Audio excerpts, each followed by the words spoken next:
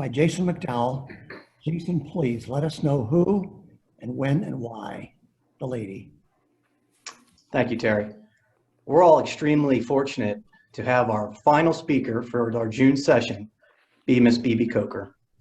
She's a longtime activist, agitator, and general force for change in Delaware. She's been battling racial injustice for decades.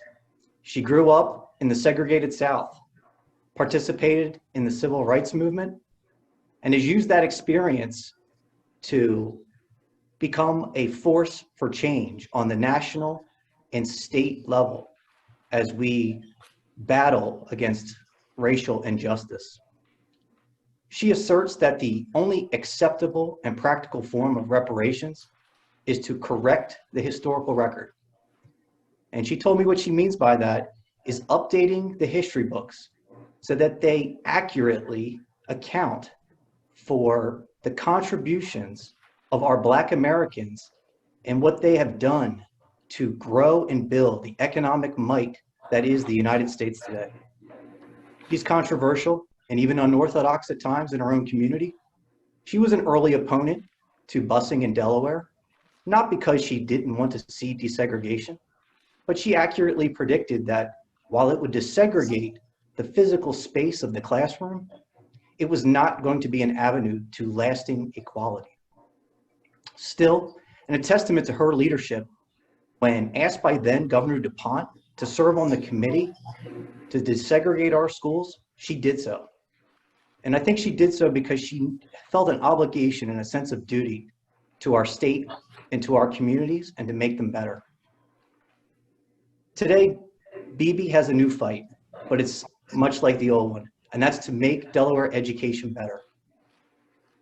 She wants to upgrade our educational system by improving the prestige and training of our teachers and calling them education engineers. And I think what really summed it up for me on that was the way she described it was evaluating teachers on how they teach children subjects, but not how they teach the subjects to the children, placing the focus back on the children. She also calls to put our schools back into our local neighborhoods so that they can once again be the heart of their communities. Ms. Bebe said to me, "We are responsible for the state of education in Delaware, and we must take action to fix it." Please join me in welcoming Mrs. Bebe Coker.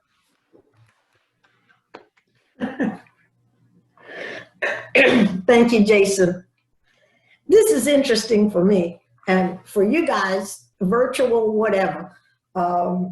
You all just take this stuff for granted, but you got to realize I've been around here 8 decades, and in the past 2 years, this is the first time I've ever even heard of a virtual meeting and that kind of thing. It's really interesting.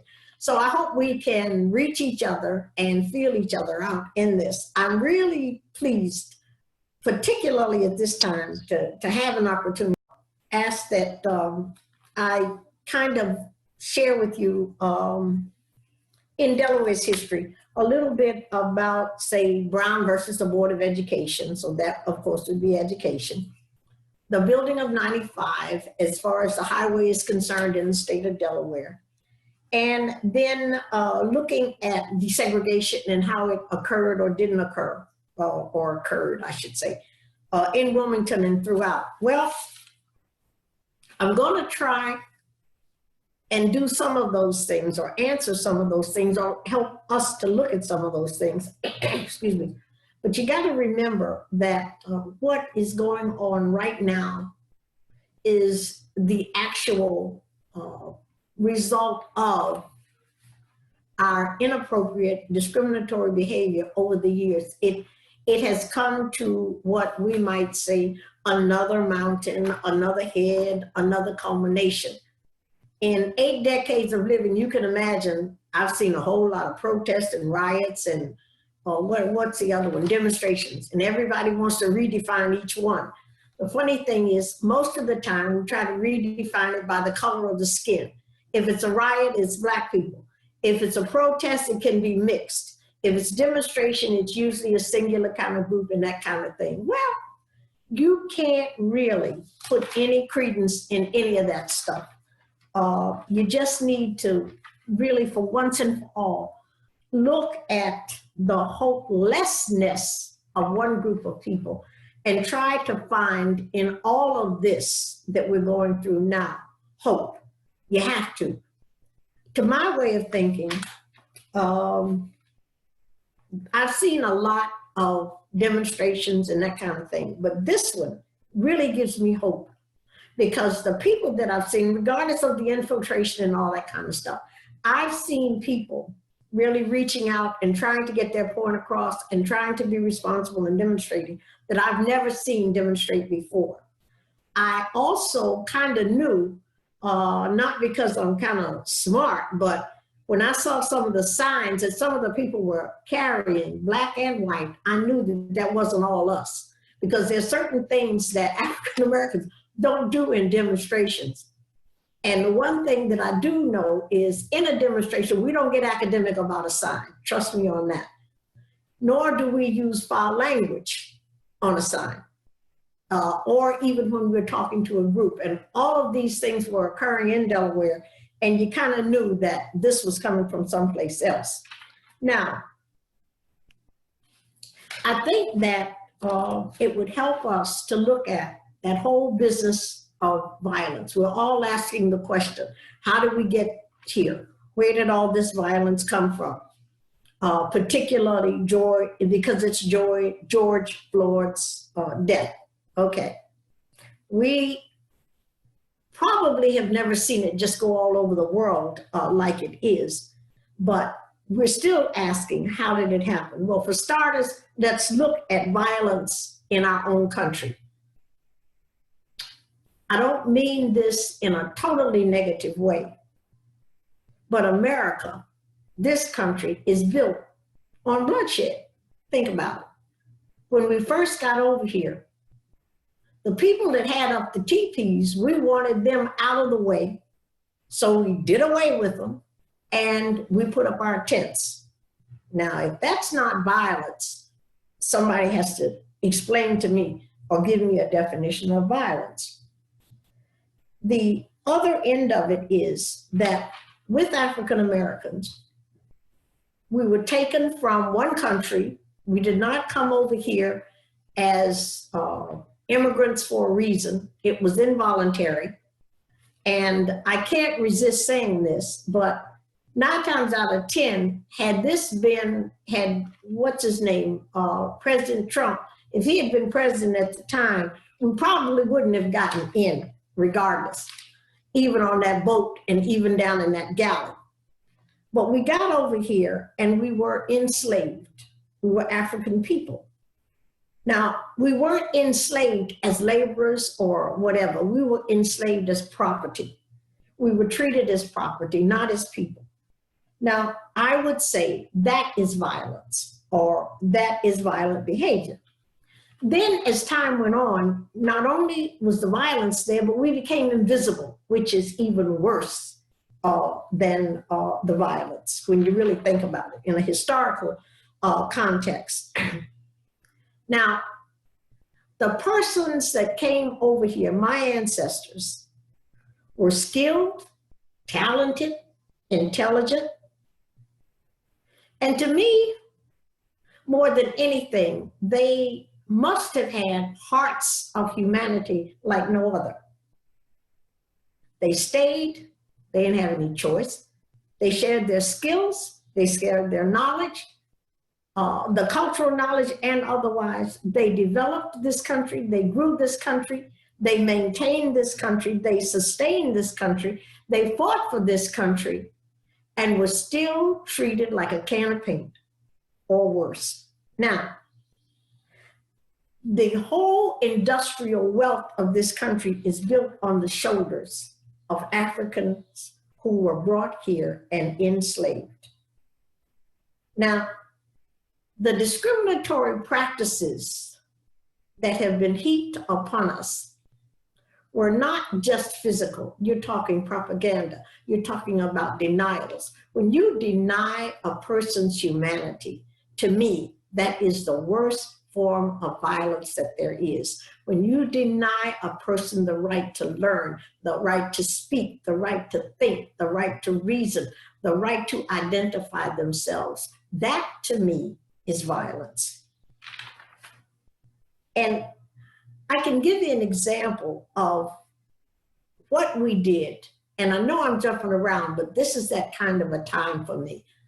I can give you an example firsthand on how we discriminated and have discriminated and do discriminate, excuse me, against African Americans all this time. You all weren't around. I think I was part of it for World War I, okay, with the Germans. I can remember reading and seeing and hearing my mother and the rest of them talk about stuff. And at that time, there was a time when you'd bring prisoners of war here. They were on the train. And at that time, the system of transportation was totally segregated. It hadn't been desegregated for that long. And the Germans were allowed to sit in coach and in the dining car. The persons that had fought for this country, in some instances, their brothers had died, persons had lost limbs and that sort of thing, were put in the baggage car in a baggage car made up to be like a coach. They were not allowed to eat in the dining car. And I'm not even sure if they were fed in that car, but I think they were given sandwiches. So that to me is violence against a brother, violence against humanity. So I think we need to stop asking ourselves, where did all this violence come from? Why are people so outraged? We just need to look at the history of this country, and we'll be able to shed light for ourselves on the causative factors of violence and look at the effect of it to this day and understand. You don't have to totally accept anything, just understand. Now, in terms of what people are saying about the demonstrations and the protest, I can tell you that if you look at history, in 1863, around July, in New York City, there was something called the draft riots. And as I understand it from everything that I have read, that was the most violent protest riot in the history of this country to this day. So it must have been pretty bad back there in 1863, but this was the draft riot, and it was whites against whites. Poor white people were protesting, rioting, because they were being called into the draft by the union, and they were saying that those persons who had money could buy themselves out and would not have to go to the draft. So whites were against whites in this whole business of what wound up being called the draft riots. Okay, now, what they failed to say in the history text is that the whites could either pay their way out or send somebody for them. Now you guess who the send somebody for them was? It was us. So that's interesting. That's always been so interesting to me. Now, then you can talk about riots, urban disturbances, as you want to call them, but you can't look at physical violence without looking at the long-term devastation of structural violence. You all, I think, I'm sure you know what I mean, the structural violence, the legislative violence, the laws, the policies, the practices. If you think about it, you're talking, I call it institutional domestic terrorism. Unspoken and spoken discriminatory practices of corporates and otherwise, and government, to keep certain areas free of African Americans. The biggest thing in our history, or one of the most blatant areas in our history that shows this, it would be the whole business of home ownership and home renting and banks and redlining practices and that kind of thing. It hasn't been that long since the open housing laws of Delaware were given some sense of allowing people to live where they could afford to buy and that kind of thing. There were deliberate discriminatory practices legal in the law to determine or to deter your moving into a certain neighborhood. And I have to tell you that the bottom line here is not about what my name is, that I have ancestors in Africa and that sort of thing. Most of these laws and practices, no, all of these laws and practices and structural racism is based on one thing: the color of a person's skin. Now, to me, that's a clown show. I grew up in the South. I know what lynchings are. I know people used to put posters out to announce lynchings. They announced them in church, the whole 9 yards. I can go through all of that. But to hate someone and to discriminate against them and consider them inferior because of the color of their skin is one of the dumbest things or dumbest acts of hatred I've ever heard of, and to this day. Now, the busing in Delaware that you wanted to talk about, school desegregation wasn't about busing in. It was about housing. Housing in Delaware was closed, so people could not live where they wanted to live. And we were working at that time to open up the housing laws. That meant, to get the community to rally, petition, write the policies, go down to the legislature, all that kind of stuff. It takes more than just walking around. So we did all of that. We didn't get the open housing laws until after desegregation, and I still say to this day that that was on purpose. By the same token, the greatest form or biggest form of, discriminatory practices, to my way of thinking, is the fact that you were telling the Black community that we will desegregate these schools. And behind the desk, within the walls of these schools, if Black children don't sit beside white children, and I guess learn by osmosis, they will be considered intellectually inferior.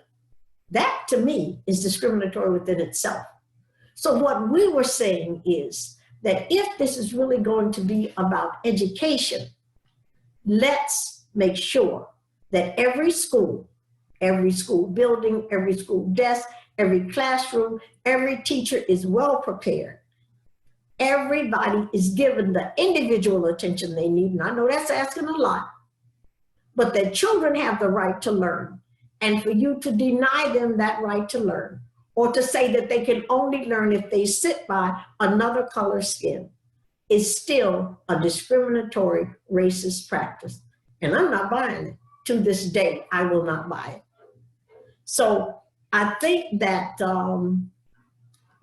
these are the kinds of things that we need to really look at and stop thinking or stop getting ourselves emotional and saying things like, oh, this just can't happen, or I know you have to shed some tears sometime, or whatever, but look at that policy, look at that practice. What can we do about it? What can we put in place to remove all of that? What can we do collectively to eradicate this kind of thinking? If I could show you the propaganda in the form of cartoons and publicity when I was growing up that was out to propagandize Black people.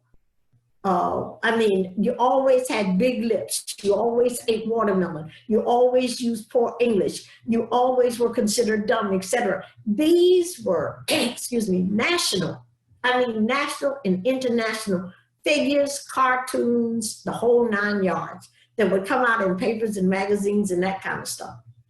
And all I could do, now, mind you now, I'm 84, and I had a grandfather who was a slave. My grandfather was born in 1858. Okay, slavery so-called ended or was given emancipation in 1865. Now, when you think about these kinds of things and you're teaching your children and you're teaching them history, teach them in the right way to show them all this propagandizing and what it was worth and that kind of thing. But there, to this day, I can say to you that my grandfather in 1896 and 98 finished Howard University. Howard University, my grandfather, a Jewish family out of New York, sent him to school. He got a bachelor's degree and a law degree. My mother finished the University of Pittsburgh in 1926. I'm not going to sit back and act like I'm some poor, dumb, unassuming, don't know what to say Black person. It's not going to work because I know who I am. And I wasn't allowed to take definition from anybody else. In the South, you were taught your history, not just at home. You were taught in schools because schools were segregated. So you know who you were. When you know who you are, nobody can give you definition. And that is what we need to look at as a people today. The only way that you can know who you are is to know your history, where you came from, what you brought here, the whole 9 yards. Now, if you're going to mandate a reparation or mandate anything or work towards a system of equality, this country will fight for freedom. It will not fight for equality. Think about that. But by the same token, if the history was true and in the textbooks, in the chapter where it belongs, saying who did what, when, where, and how, you would see the brilliance of African Americans and the skills that we brought to this country. A lot of people don't know Africa's history. If you did, you would know that Timbuktu in Africa was a real university and that it trained in higher education Europeans and Orientals for centuries. We didn't come over here as some poor, dumb Black people. We brought languages that we wouldn't know, you wouldn't know. We didn't know English language, but we brought over 103 languages to this country. We brought skills, iron making, the whole 9 yards. But that needs to be in history. That needs to be written down and archived so that what people have done and who they are do not become extinct. Ask the Lakotas, their whole history. Indians are right now becoming extinct. Now, I think that the one thing I kind of want to emphasize is that when you see protesters, when you see people demonstrating, it's because there's a pain that you can't understand. I understand all of that. But it's our responsibility, or at least my generation's responsibility, to help these people do your demonstration, cry your tears, yell, cuss, do whatever you want to. I'm not gonna go for looting, no. But by the same token, once you dry your tears, figure out where do you go from here. And that's why those of us who are older have to help people to see how you help to build, rebuild, regrow a nation that really has forgotten where it came from, what we are, and what we're supposed to stand for, and has never really lived up to its name, United States. We are states, but the united part kind of leaves a lot to be desired. There's an author, Zora Neale Hurston, and I was looking at something she had done. There's a book called Barracoon that she titled it, excuse me, Barracoon, and it's the story of the last cargo, quote unquote. It's a story of a guy named Cujo Lewis. His real name was Casala Lewis, and he was supposed to be one of the last slaves. Now, he was the last survivor on the last illegal slave ship that came in. It was called the Clotilde. Now, he was illegally traded. So after 50 years, they had to let him go and all that kind of stuff. Now, Alice Walker wrote the, foreword to Zora Neale Hurston's book. And this is what she said. And I want to share this with you.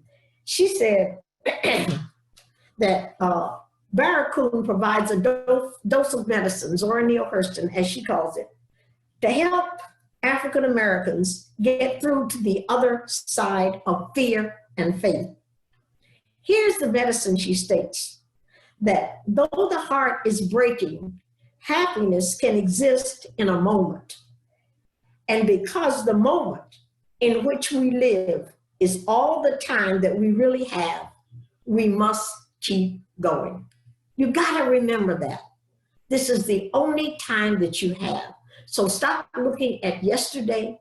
Stop looking at tomorrow. Live in the present and try and see what it is that we need to do in terms of our journey. Now, I know this may sound bizarre, but in a way, I see so much opportunity in what's going on right now. I have never seen it like this. I see that we can actually make something out of many, many painful and hurtful years of racial prejudice, discrimination, desegregation, and the whole 9 yards. And the one thing that we have to do, which is mandatory and has never really been given serious consideration, we must redefine America's history. We must correct it, and we must place in that history those persons on the back of whose backs America was built. I'm not saying we were the only ones, but I will say to all of you, you probably know this, there's not one Ivy League college that was not built with Black hands. We built it, we maintained it, and we couldn't even go in the door to a classroom. We fought the wars, and we couldn't even come home and walk through a door that didn't say colored or white to get a meal. So to my way of thinking, you need to know that there are those of us who are very proud of our ancestors and who understand their rage, but who have to also say to them, rage ain't gonna get it. We gotta move beyond the rage to rectify what is not right in this country. We have to help this country live up to its creed of we the people. Because we are the people, whether anybody wants to believe it or not. I know we are. So whatever questions you have, I'm willing to try and handle them. Thank you for listening. Carlos, will you start us off, please? Sure. And thank you. That was awesome. My name is Carlos Mackel. I am the program director for RI International's Crisis and Outpatient Programs in Delaware. I just want to just start out by saying that, this is awesome, and I really appreciate you taking the time to speak to us. And, everything that you've said has been so helpful, and I appreciate that. And I'm coming to you kind of more so in the sense of guidance and asking for some direction. Because I understand that you've done and you've been where I've been probably 100 times. I'm younger than you are, and I understand. And like you, No kidding. and like you said, I am one of the people that are past the rage, and I just focus on the positivity and how can we build on from here. So that's where I'm at.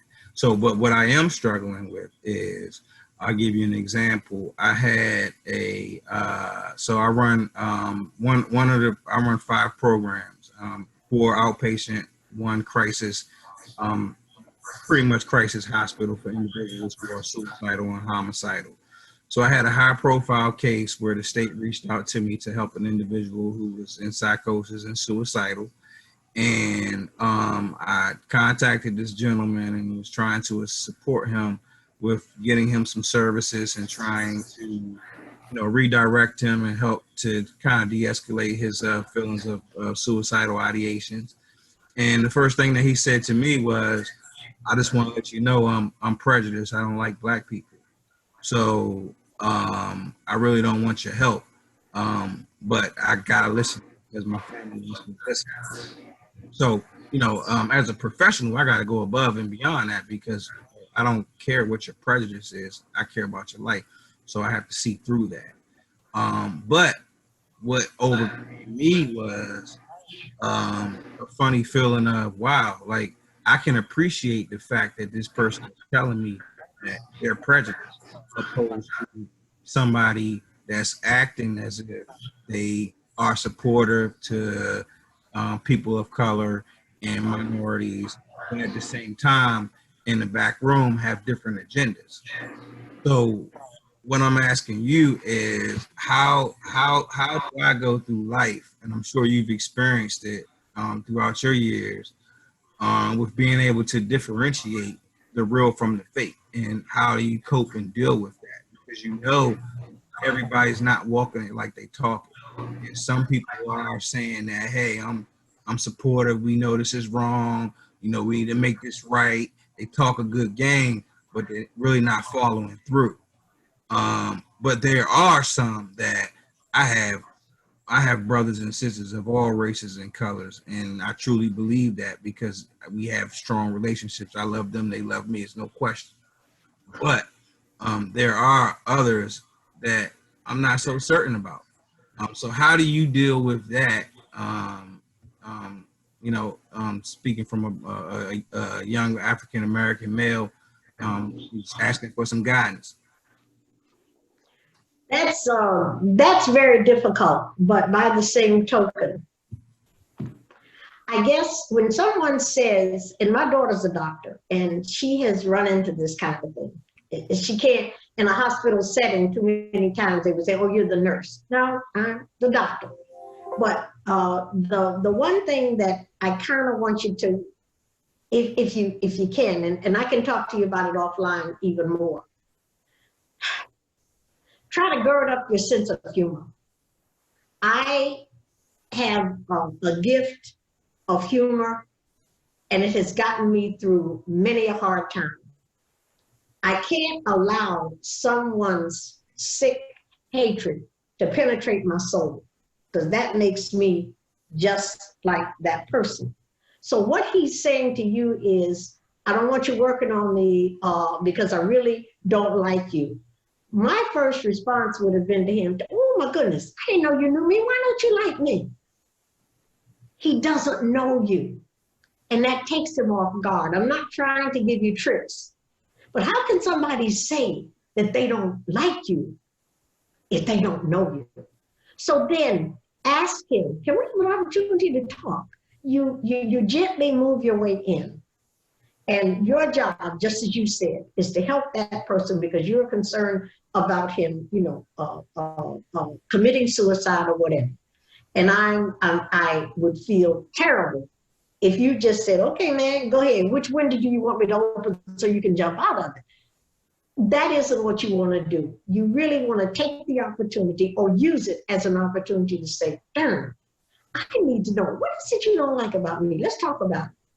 And then even to the point that I know I've done it, not it because I don't have your kind of expertise, but I have actually said to a person, well, I tell you what, you go first, and then I'll tell you what I don't like about you. And I've done it. I know I have. And I'll admit it. But just think about it. Talking to people, their vulnerabilities, yours. Just try to work a little harder at getting through. You know how to do it. I'm sure you would. Thank you. Good afternoon, Ms. Coker, and thank you so much for joining us today. My name is Leanna McGurr, and I'm with the Wilmington Children's Chorus. My question for you is about teacher preparedness. I am a white woman, and I went to a mostly white school, and in my when I was getting my degree to be an educator, the classrooms I was placed in for observation and my co-op was also in a mostly white school. But my first teaching classroom experience was in a room full of children of color. And I know I didn't enter that situation with the knowledge I needed to address the discrimination I held inside myself and to understand the discrimination those children face every day. So I didn't serve them well. And I continue to not serve them perfectly, but I'm learning more every day. How can we meaningfully prepare educators, especially white educators, to understand and relate to children of color, especially those coming from under-resourced communities? Boy, that's a good one. Now, I want to say from the outset, If a good teacher knows one thing and one thing well, how does that child learn? It can be white, black, pink, or green. So your responsibility to look at a child that looks like me, assess what level of learning are you on, what way can I get through. I don't care if it's a difference between sharing reading time and with a scholastic and a comic book. How does that child learn? You're right. I totally respect your vulnerability to even sit up here and say to all of us that your being white does impact how you see these children. Okay, I understand from Debbie and some other people with DSCA that they are now working to help people work through these kinds of what do you call it? Patterns of social patterns that people have about what you feel about other children. My emphasis to you has got to be, learn one thing for yourself. How does that child learn? Not that black child.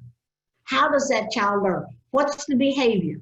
Where are they? Where are they in growth and development? That kind of thing. The other stuff that you're talking about in terms of what homes they come from, it doesn't mean that they don't want to have a right to learn, have the ability to learn, and need you to be there to find out how it is that they learn. That's the key. It ain't about urban children. It isn't about all of this other stuff that people put in the way. As a teacher, we need to better prepare educational engineers, just like an engineer, pay them, train them, and get them ready. How does that building stand best? It stands best if it has steel braces of this, this, and this. It will last longer if we put in this brick, that brick, and that brick. That's what you need to know in terms of my book. And I'll be happy to talk to you, Lori and I, about it. But your responsibility is, and I love the way you put it, I really respect you for being open and honest. What you want to know is, let me assess the needs of this child and how they learn. Not his zip code, not his house, not his address, not the color of his skin. How does he learn? And when I tell you that kid will pick up that you see that child named Mary and not that black child named Mary, trust me, you'll get over like a fat rat.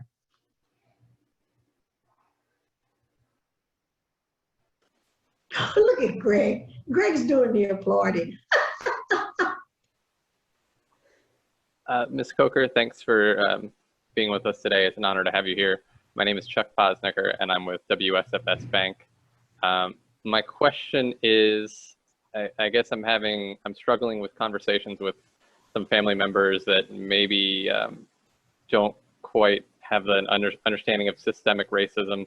And I was wondering about your opinion of someone like a Bob Woodson or even a Candace Owens, and how to open the minds of their respective followers to what systemic racism is, and any advice you would have there. Okay, I am fortunate to do a class at the University of Delaware with the old folks, and most of them are older white people with Ocean Lifelong Learning Center. Everybody's over 60. Okay, most of them are over 70. Now, the one thing that you just said in terms of how people think and what they are, okay, the greatest thing that you can do is get some sense of communication. If you don't know history, and if you have been taught the wrong history, and you have over the years, because of what you see and what you hear and what is propagandized, is all that you do know. You're a very limited person, and that's very sad. But these are the times for conversation and communication. You can't solve this kind of an issue with, say, well, this didn't happen, that didn't happen, or I think you're wrong about that. Let's talk to each other. Let's talk with each other. Let's talk about each other. It's not enough to have information. You have to understand the information.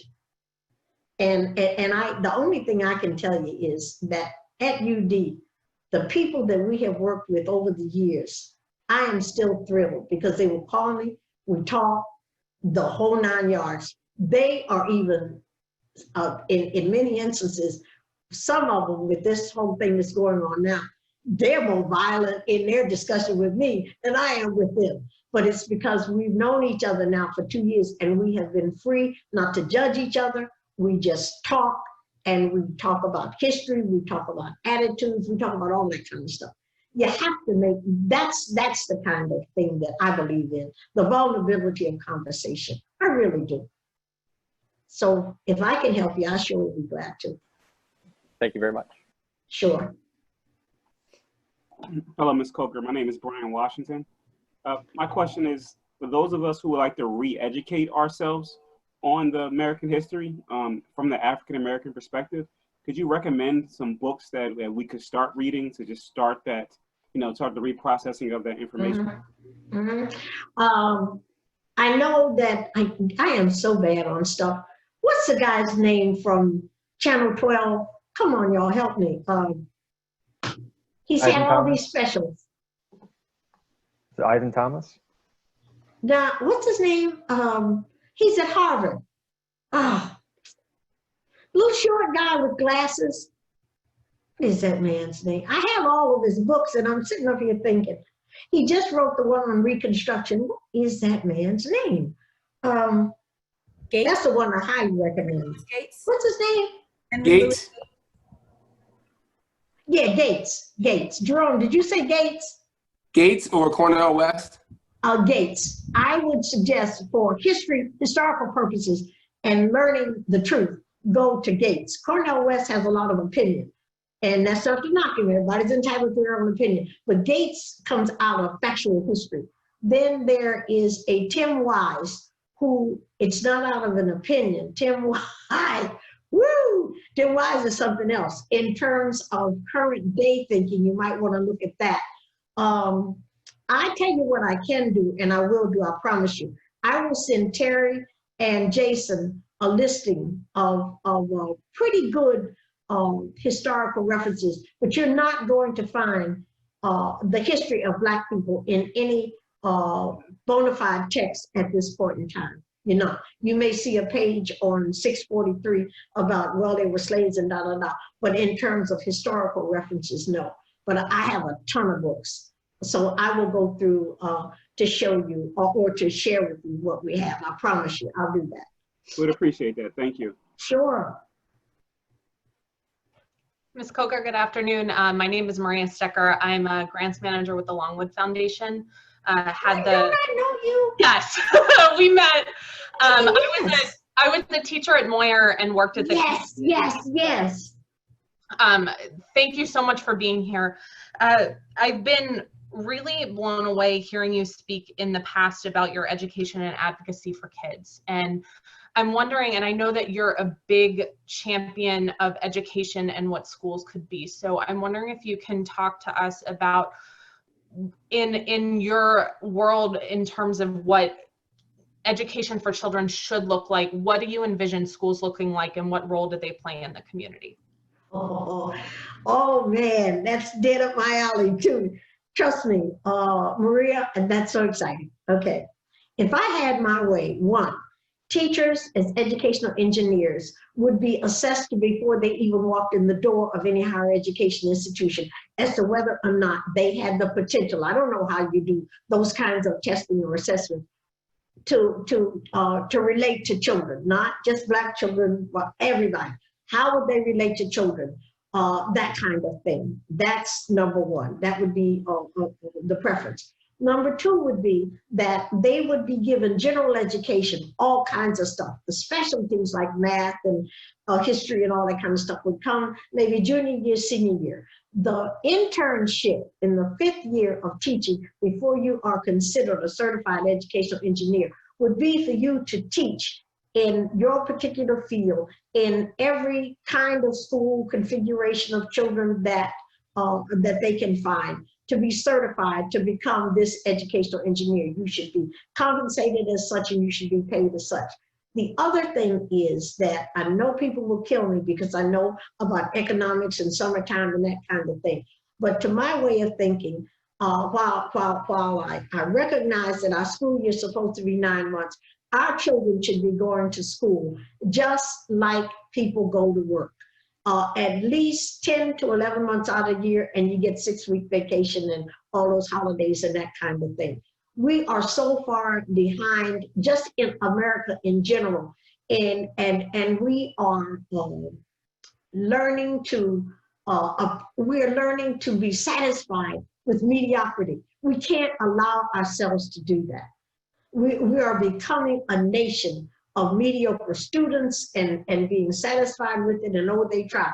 I don't want to hear it. This world is too complicated and things are going too fast and too far, and technology is just jumping all over the place. We need to have more intellect in relationship to academics, in relationship to electronics, in relationship to technology, and above all, in relationship to human relationships. How do you teach a child on a machine to say, good morning, how are you? Can I help you?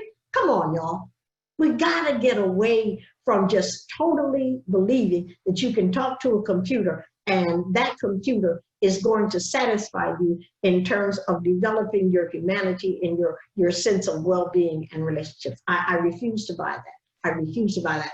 And when people talk about, oh, you know, this whole crisis has made us think about we need to go virtual in school. No, you don't, because those children need to learn to relate to each other, to relate to the teacher. How do you talk? How do you speak? Or how do you share? You know, come on. We are a humanity. We are not robots. Sometimes I'd like to be one, but we're not. We are humanity. So that's my thing. Thank you.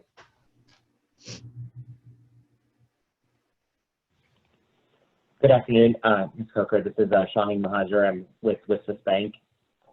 Thank you so much for coming and speaking to us, and you've been a great inspiration for this afternoon.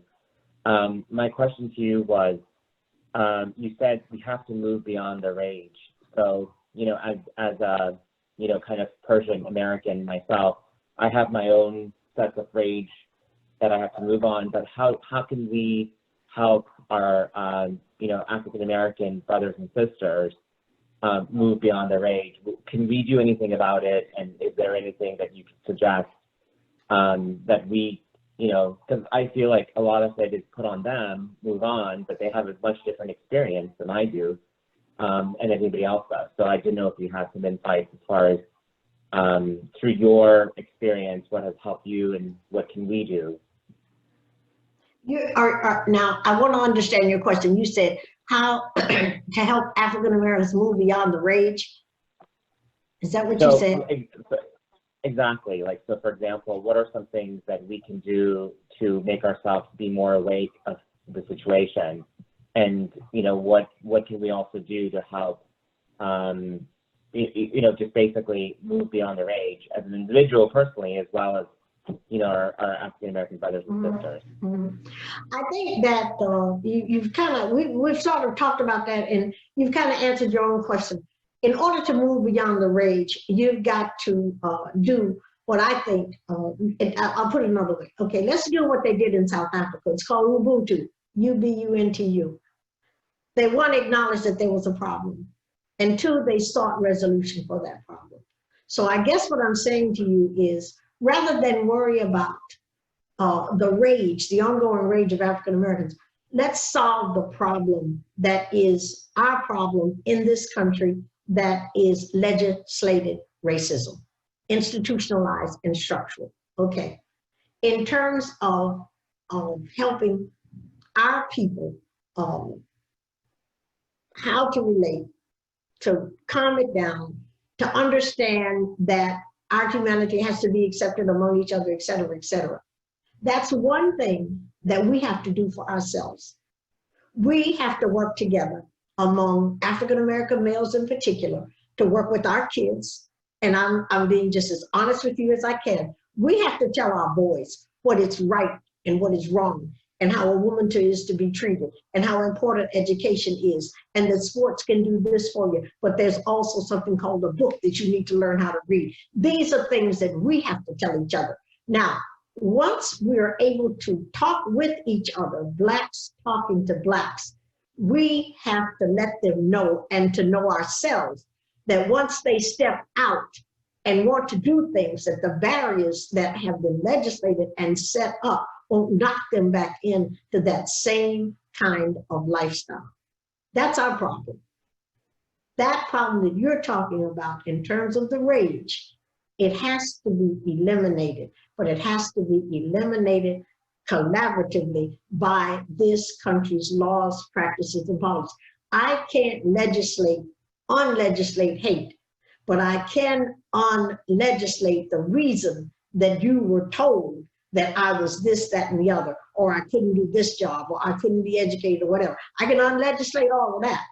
But your thinking in terms of how you feel about me, that I can't do. That's something you have to work on yourself. But what I have to do with my young people, or our young people, African Americans must speak to African Americans about the importance of who you are and not allowing yourself to be defined by others. That's our problem. We have been living so long by somebody else's definition and opinion. We failed to give one to ourselves.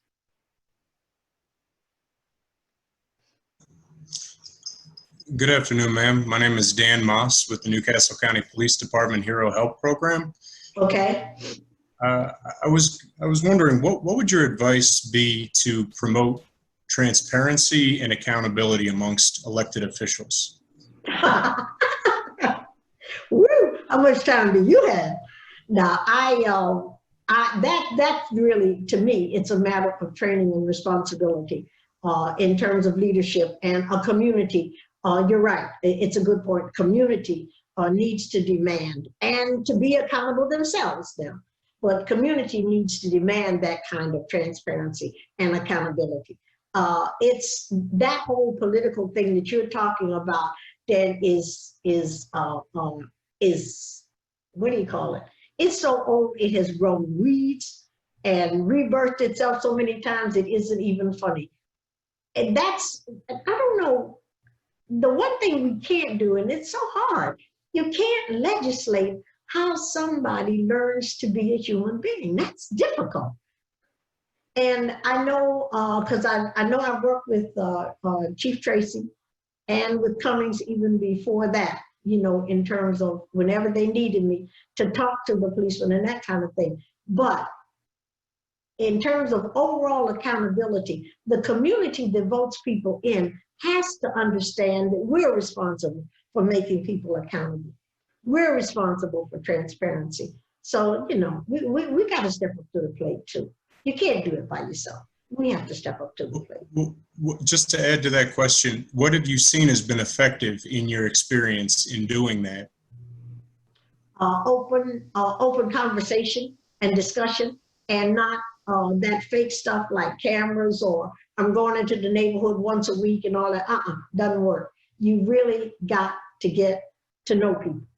That really is the truth. You can't, kids are the best barometer in the world. They can tell when a teacher really cares and wants them to learn versus the teacher who's there from 9 to 5. They can tell it in a minute. And in terms of the kids, particularly those that you're dealing with, they can read you like nobody's business. You'll come back once, you'll come back twice. They're gonna wait for that third go round to see if you'll come back again. They're gonna wait to see how many times they can possibly offend you, not hurt you, but offend you if you'll keep coming back. It's amazing what kids will do to try you, or people, period, to try you out. But we also have to stop making excuses for just plain old wrong behavior. If we are going to try to help them correct it, then you can't make an excuse if a person knows. If they don't know, that's one thing. But when they do know, it's your behind. That's it. I mean, in my way of thinking, yeah. Good afternoon. My name is Kristen Thornton. I am a registered nurse at Nemours and a quality improvement specialist. Yay, I love registered nurses. My daughters, I got one daughter that's a nurse. Yes. Yes. So my question for you, as a Black woman, obviously sometimes you are the only Black face in a white space. Sometimes you may be the only Black woman or the only Black person as a whole. I'm sure that you have been there. So my question has two parts. One, do you have any advice for me as a Black woman? And then also, I've had multiple colleagues ask me how they can ally with me, and I'm not entirely sure what the answer is. So if you could provide. Say that again, Chris. I've had some colleagues who have asked me how they can appropriately ally with me, and how they can help me out. And I'm not always sure what the exact right answer is. So for my colleagues here who are on the call and wish to ally, if you have any advice for them as well. And when you say ally, tell me what you mean. I know what ally means. What do you mean? So it kind of shows up in different ways. I think recently people have become a little bit more aware, or at least becoming more vocal, and therefore they want to help the people that they know, the people that are in their spaces, and the people that they know who are dealing with racism or tokenism in workplaces, or they would like to help me elevate my voice. And so they ask me how to help me do that. I guess I'd certainly, if you have time, Jason and them have my phone number. Just call me, because I have done years ago when there was a friend of mine that was out at Nemours. I love that. And then before Dr. What's the man's name? He went to Massachusetts, to the Children's Hospital up there. The Black doctor that was head of Nemours. Kevin Churchwell. Churchwell, yeah, okay. The only thing is, I'm hearing you, and I have a problem when something like this occurs, or this crisis, or say any other crisis, and they'll come to you and say, Chris, what do you think I can do to help? Okay, my suggestion to you would be, let them help themselves. I don't like the idea when people think that every time that there's a crisis, then we're going to jump in and all of a sudden we're going to become colorblind, or we're going to become friends of Black people, or we're going to say, oh, what can we do to help? Just be a decent human being with respect for all people 24/7, 365 days of the year, so that when this kind of crisis does come up, you can say, Chris, are you going to the rally? I'm going. You know what I'm saying? I don't know any way to really share with you that I do not need allies of the moment. I don't need that. If you're going to be my friend around the clock, 24/7, 365 days of the year, so that when something like this happens, we can talk about it. We can discuss it. Where do you think it came from? What do you think happens? But what can you do at that hospital that will make a difference? You can look at that child that has that, whatever those marvelous things that they do out there in Nemours, and not see a Black child with a disability, but just see a child. That's all I'm saying. We got to get away from instant, what's the word? Instant understanding of racism. That's bullcrap. Thank you. We have time for one last question. Naveen, please. Thank you, Ms. Coker. My name is Naveen Vij. I'm a physician and researcher at Christiana. I really appreciate your time to echo everyone. I'll say with a little bit of transparency, I think this week as a group of fellows, all of us have been, I think, given the space to really talk, try to understand, and that those messages have happened online, offline. And I've been reminded of that Margaret Mead quote that people talk about, that never doubt that a small group of committed individuals can change the world. Indeed, it's the only thing that ever has. And so I'm curious if you could sort of, when you think about Delaware and the next year, 2 years ahead, what are sort of one or two concrete legislative pursuits that our class can think about collectively to be impactful around these issues? That's a great point, and I really like that. I would suggest, and if you have time, Jason has my number. We are working very hard now on the change in education. That is so key. It's basic. And that's kind of where my heart is right now. So if this group wanted some suggestions, I can give you, I will share, make sure that I share with Terry and them what our position is, our position papers. We don't just talk about it. We try to strategize, do the proposals, look at the laws, see what has to be changed, et cetera, et cetera. We have got to do something about the educational system in Delaware. And I can't even, I don't even have time to hit all the points for you, but it's there. The other thing is that the one outstanding thing is in education, we have asked that the history, so-called Black history, there's no such thing as Black history. Black history is America's history. We wanted the curriculum to be taught. We have samples from Pennsylvania and New Jersey that we're trying to get them to incorporate in the curriculum. See, my whole premise is based on one thing. When you know someone, who they are, how they are, you don't have room to give them definition. You respect what it is that they do and what you see. You don't make up stuff. You have no reason to dislike. So those are two things that we're definitely working on.